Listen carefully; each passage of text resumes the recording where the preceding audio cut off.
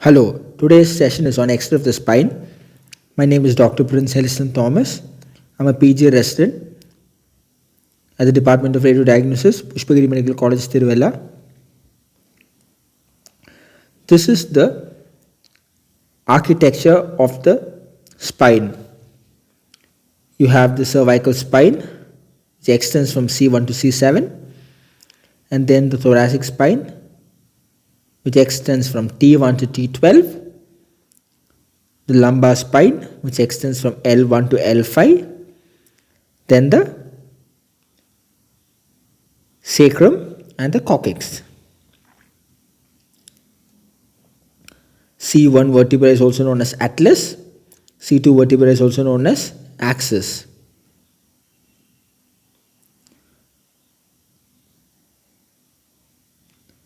There are two types of cervical vertebrae, atypical vertebrae and typical vertebrae. Atypical vertebrae are C1 and C2 vertebrae. Typical vertebrae are C3 to C6 vertebrae. This is the spinous process of the vertebrae. This is the transverse process of the vertebrae, and this is the body of the vertebrae. Therefore, the vertebrae has a body,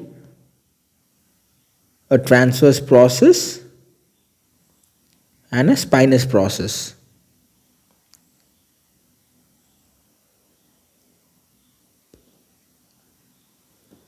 Cervical spine radiograph. The standard view is the AP view, then you have the lateral view and the odontoid or open mouth view. The extended view for cervical spine radiograph is also known as a swimmer's view. When the lateral radiograph fails to show vertebra down to T1, you take a swimmer's view. The AP view. The height of the cervical vertebral bodies should be approximately equal.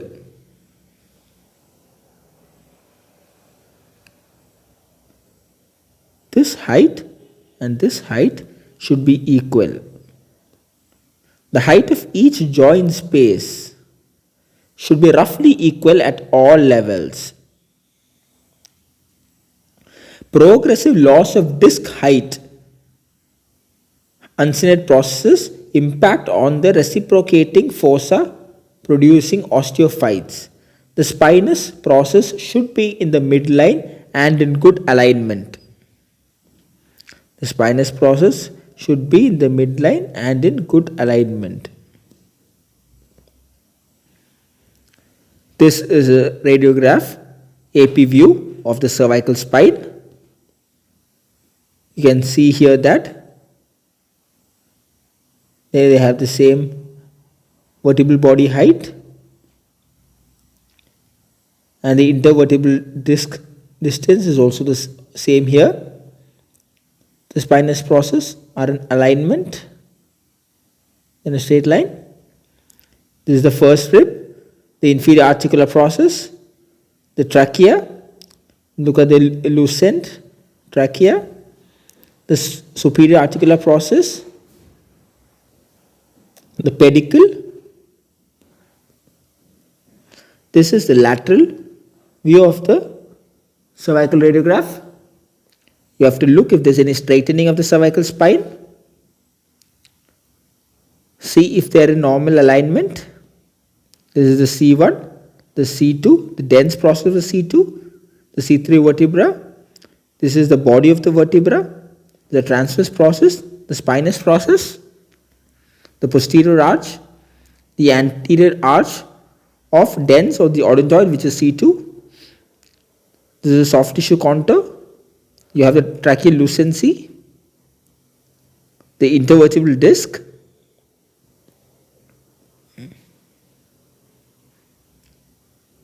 let's have a revision. This is the occiput, the occipital condyles, the anterior arch of atlas of the C1, the dens of the odontoid of C2 vertebrae. This is the facet joint. This is the inferior articular facets, the intervertebral disc space, the vertebral body, the spinous processes, the transverse process. This is the odontoid process or the dens of the C2 vertebrae? The clivus, the anterior arch of C1, the hyoid bone, the epiglottis, the tracheal lucent shadow, intervertebral disc space. See the lines. This is the anterior vertebral line, which is drawn anteriorly along the vertebral body. The posterior vertebral line drawn posteriorly along the body of the vertebral body. This is the spinolaminar line. And behind the spinous process, you have the spinous process line. You have to know these landmarks. See, what are the basic things you have to look while you are interpreting the radiograph? First, look at the alignment or the anatomy. See if there is any disruption of the anteroposterior vertebral body lines, if there is any disruption of the spinolaminar line, if there is jumped and locked facets, if there is any rotation of the spinous process, if there is any widening of the interpedicular spaces, if there is any loss of lordosis, if there is any kyphotic angulation. Then look at the bony integrity. If there is any obvious fractures, if there is any disruption of the ring of C1, if there is widening of the interpedicular space, if there is any disruption of the posterior vertebral body line. Now look at the cartilage of the disc space. See if there is any widening of the predental space, if there is any abnormal intervertebral disc space or widened facet joints, and look for any uncovered facet joints. Look for any widening of the interspinous or interlaminar distance.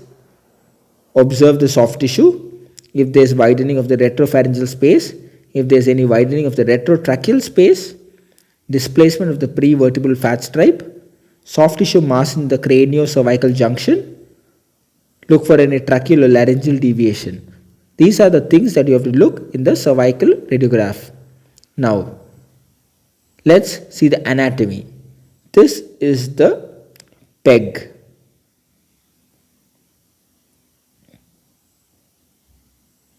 See, look for the normal alignment.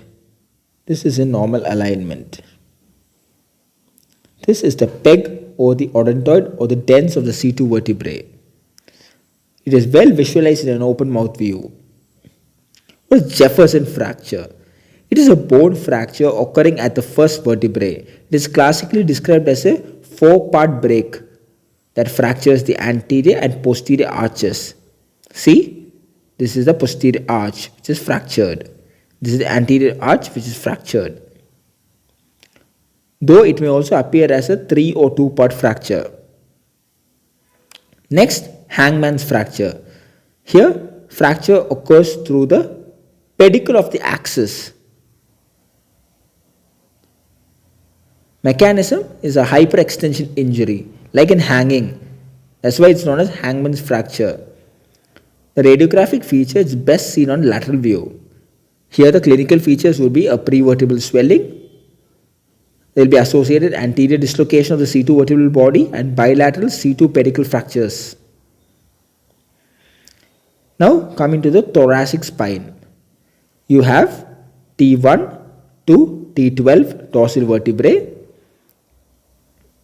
This is how the thoracic spine alignment is. Now the parts of the thoracic spine. This is the body of the vertebrae. This is the pedicle which connects the body with the posterior elements. This is the transverse process. This is spinous process. Now,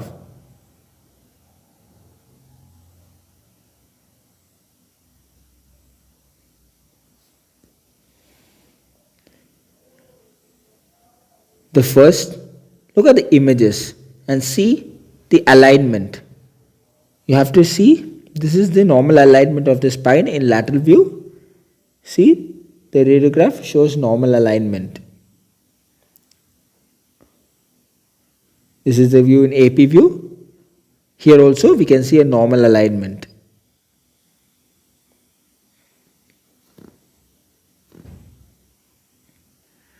See, what is the systematic approach to deal with a case of thoracolumbar spine?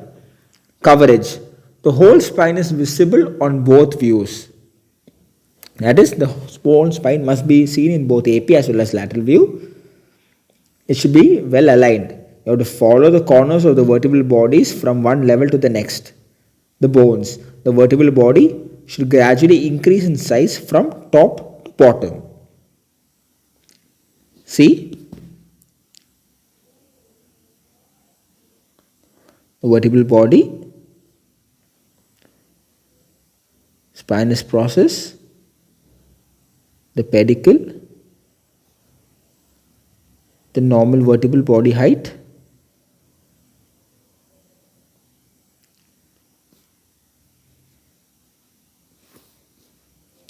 this is the pedicle,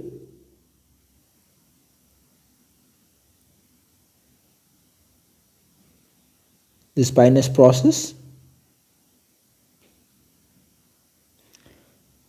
the soft tissue lucency of the aorta, the rib,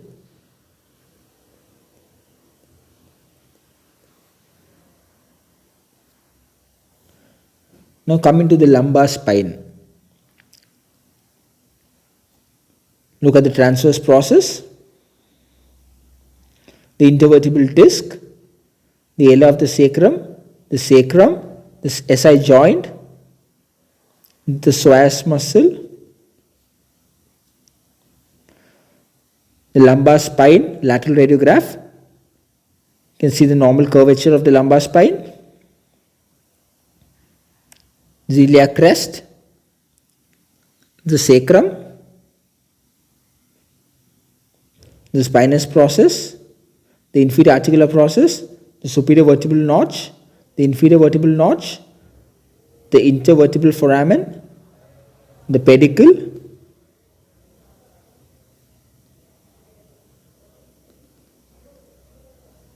this is the facet joint, the spinous process. See the facet joint, how it is formed. The pedicle, which connects the vertebral body with the posterior arch elements. Look at the normal alignment of the lumbar spine. The disc spaces, if there is any bony change, any destruction or lytic foci.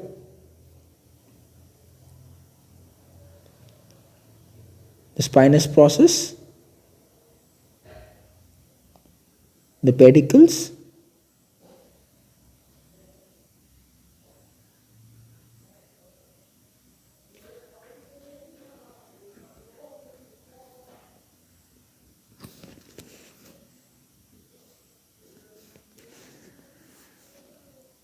this is the pedicle,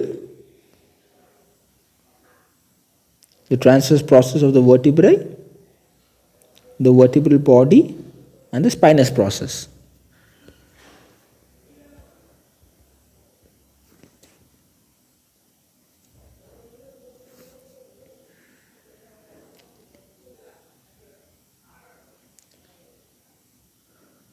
The spine is divided into three compartments: the anterior column, the middle column and the posterior column by the anterior longitudinal ligament, posterior longitudinal ligament, ligamentum flavum, by two imaginary lines dividing this three into three spaces.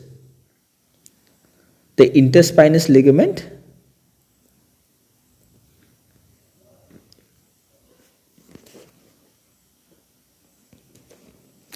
these are certain conditions that affect the spine. See, there are certain degenerative changes that you have looked for in the spine radiograph. If there is any anterior osteophytes, for any evidence of spondylolisthesis or spondylolysis or any pars interarticularis defect.